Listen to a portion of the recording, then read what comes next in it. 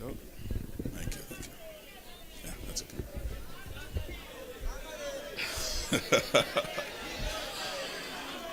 Naona kuna majenziko na ile. Musangarire. Rigiji mwenyewe ako hapa atawapa hiyo story. Na msiseme My big sister, Martha Karua, may I congratulate you and the entire leadership of the PLP for this historic occasion. And may I also congratulate you for the successful launch of this great party.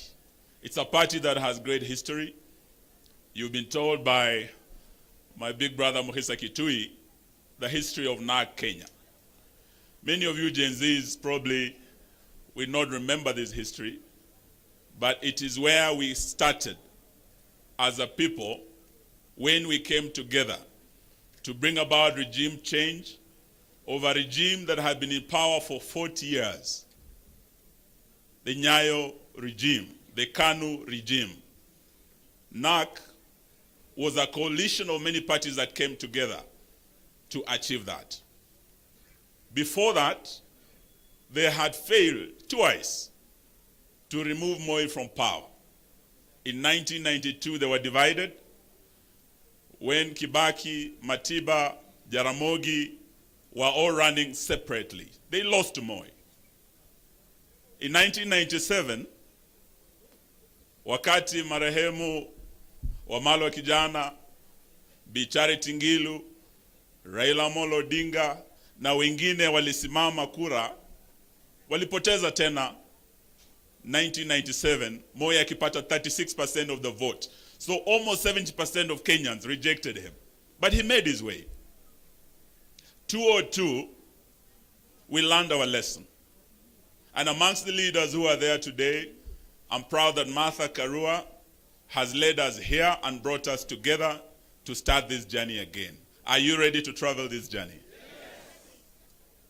Amongst those who are there with my big sister Martha, we had His Excellency Stephen Kalonzo Musyoka. We had Dr. Mohisa Kitui. This was the team that came under NARC with Kibaki and Wamalwa, and they were able to form the government that brought a lot of change, that transformed lives, that gave us a new constitution in 2010, that gave us Vision 2030, that has guided our national development for all these years.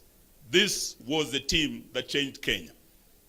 So when Martha Karua invited us here today and gave us two words, unite and PLP, unite. Those are two very critical issues I want you to remember today, because it's as a result of that unity that change was achieved in Kenya. Without unity, we will not be able to succeed. And wanasema ukarimu huanzia nyumbani, vile vile umoja huanzia wapi? Nyumbani. So Martha Karua has not just told us empty words. Leo tukiwa hapa, she has led by example. Yeye amekaa na ndugu yake Rigiji. Hawa wawili were rivals in the last election. Hawa walikuwa running mates. Moja wa Kasongo, mwingine wa baba.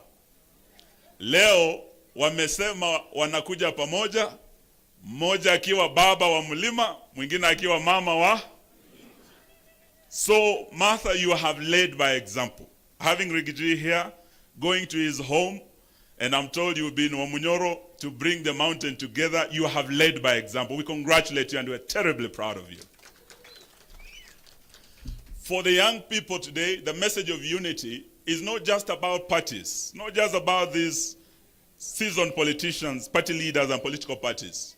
The unity that made us succeed in the first liberation was across generations. We had young Gen Zs like Dedan Kimathi who paid the ultimate price. But we had old men like Jomo Kenyatta who came together and formed the first government. That was the first liberation. In the second liberation, we had young Turks like Mohisa Kitui, James Orengo. They were very young. But they were able to come together with seasoned old guards like Jaramogi, Masinde Muliro. That is how we were able to remove Moi from power. Today, as we talk about unity, we want unity of not just political leaders, we want unity of all leaders, young and old, and today we invite you, the Gen Zs, because you are the game changers in the journey ahead of us. Musiseme hamutaki kufanya na hawa wazee, hamutaki wanasiasa, ya kwamba you are leaderless, you are fearless. Today we want to tell you, kidole kimoja hakui chawa. Our unity, the seasoned politicians, the Gen Zs, the millennials, civil society, the church will make sure that we send William Ruto back home to Sugoi. Are you ready to unite with us? Sisi tuko tayari. Mwisho, there is the issue of liberty. To liberate, Martin Luther King once said, freedom or liberty is never given by the oppressor. It must be demanded by the oppressed.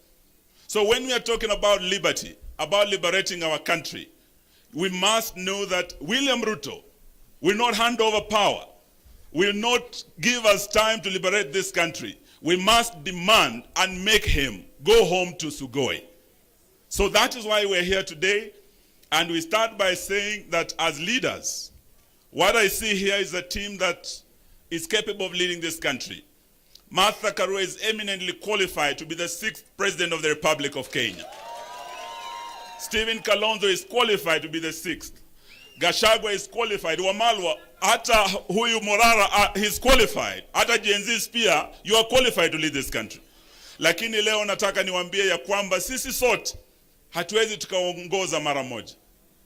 At different times we may lead, but there'll only be one president at a time. Leo nataka niseme kama Eugene Wamalwa, if I'm honored to be that flag bearer, I will not let you down. But if I'm not honored to take that position, and the first amongst equals amongst us takes that position as our flag bearer, mimi Eugene Wamalwa nitakuwa wa kwanza kumunga mkono kwa dhati tutoe Kasongo. Now that is the position as DAP Kenya. We have said we are ready to unite, to liberate our country. And to do so, we must be prepared to bear any burden, to make any sacrifice, to support any friend, and to oppose any foe, including our former allies who are leaving the side of the people and joining Kasongo. We will be ready to meet them. Omundo Humundu. Are you ready? Are you ready? So today, that is the position we want to say.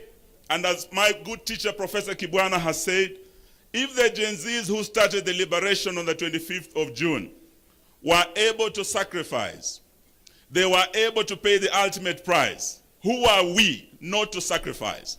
Even if it means that sacrifice will be of our ambitions to be president, even if that sacrifice would be to make way for others. Today we want to say that we are ready for that. So staki niseme mengi, nataka niseme ya kwamba liberation. Why are we saying we want to liberate our country? Because our country has broken down. We have a broken government. Today is the 9th day clinicians are on strike. Today, doctors are starting their strike. We were with head teachers yesterday. Capitation is not coming to our schools. Walimu wanalia, wanafunzi wa university wanalia help. Na najua makomre ni mko hapa. Magavana wanalia sababu devolution as we speak.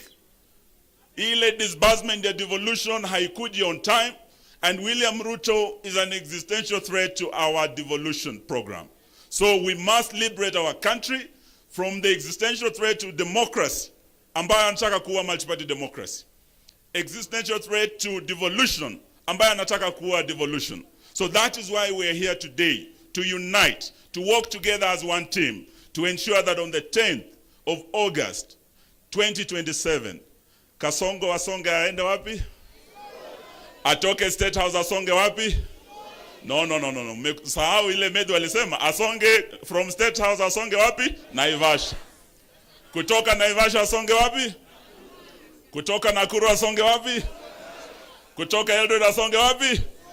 Aende asiende? Kasongo asonge asisonge? Asante, Mungu awabariki. Thank you very much, Honorable Eugene. I'd like now to invite the party leader, Safina Party, Honorable Jimmy Wanjigi.